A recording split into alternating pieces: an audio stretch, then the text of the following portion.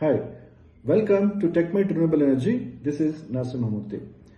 ನಾವು ಸೋಲಾರ್ ಬಗ್ಗೆ ಚರ್ಚೆ ಮಾಡೋದು ಇದೆ. ಮುಂದೆ ಡ್ರಿಪ್ ಇರಿಗೇಷನ್ ಬಗ್ಗೆನೂ ಮಾಡೋಣ, ಆಟೋಮೇಷನ್ ಬಗ್ಗೆ ಮಾಡೋಣ.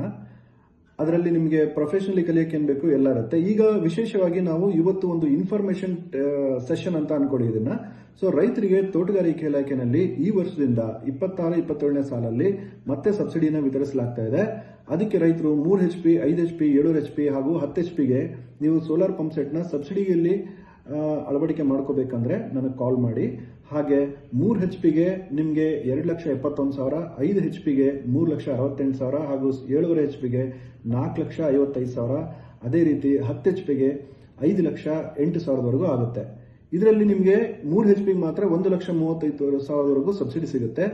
ಅಲ್ಲಿಂದ 5 HP, 7 HP ಹಾಗೂ 10 HP ಗೆ ನಿಮಗೆ ಮ್ಯಾಕ್ಸಿಮಮ್ ಸ್ಲ್ಯಾಬ್ 1.5 ಲಕ್ಷ ರೂಪಾಯಿ ಮಾತ್ರ ಗವರ್ಮೆಂಟ್ ಕೊಡುತ್ತೆ, ಸಬ್ಸಿಡಿ ಕೊಡುತ್ತೆ. ಅದರ ನಂತರದ ರೈತರ ವಂತಿಕೆ ಏನಿದೆ, ಈ ನಾನು ಹೇಳಿದಂತ ಈ ಮೊದಲು ಏನು ಹೇಳಿದಲ್ಲ ಅಮೌಂಟ್, ಅದರಲ್ಲಿ 1.5 ಲಕ್ಷ ಮಾತ್ರ ನಿಮಗೆ ಮೈನಸ್ ಆಗುತ್ತೆ. ಅದನ್ನ ಕಂಪ್ನಿ ವಹಿಸ್ಕೊಳ್ಳುತ್ತೆ. ನೀವು ಮಾಡಬೇಕಾಗಿದ್ದೇನೆಂದ್ರೆ ನನಗೆ ಕಾಲ್ ಮಾಡಿ, ನಿಮಗೆ ಸಬ್ಸಿಡಿ ಬಗ್ಗೆ ಯಾವ್ಯಾವ ಡಾಕ್ಯುಮೆಂಟ್ಸ್ ಬೇಕು ಅಂತ ನಾನು ವಿವರವಾಗಿ ಹೇಳ್ತೀವಿ, ಇಲ್ಲ ನೆಕ್ಸ್ಟ್ ವಿಡಿಯೋದಲ್ಲಿ ಬಿಡ್ತೀನಿ. ಇನ್ನೂ ಹೆಚ್ಚಿಗೆ ಹೇಳಬೇಕು ಅಂದ್ರೆ ನೀವು ಈ ತೋಟಗಾರಿಕೆಯಲ್ಲಿ ವರ್ಕ್ ಆರ್ಡರ್ ತಗೊಂಡ ನಂತರ ನಿಮಗೆ ಬೇಕಾದಂತ ಎಲ್ಲ ಸಪೋರ್ಟ್ ನಮ್ಮ ಕಡೆಯಿಂದ ಮಾಡ್ತೀವಿ. ಈಗ ಕ್ರೆಡಲ್ ಇಂದ ಬಿಡಿಯೋಕೆ ಇನ್ನೂ 1-2-3 ತಿಂಗಳು ಆಗಬಹುದು, ಬಟ್ ತೋಟಗಾರಿಕೆ ಇಲಾಖೆ ತಗೊಳ್ಳೋಕೆ ನಮ್ಮಿಂದ ಬೇಕಾದಂತ ಸಹಾಯ ಮಾಡೋಣ. ಪ್ಲೀಸ್ ಇದರ ಸದುಪಯೋಗ ಪಡಿಸ್ಕೊಳ್ಳಿ. Thank you.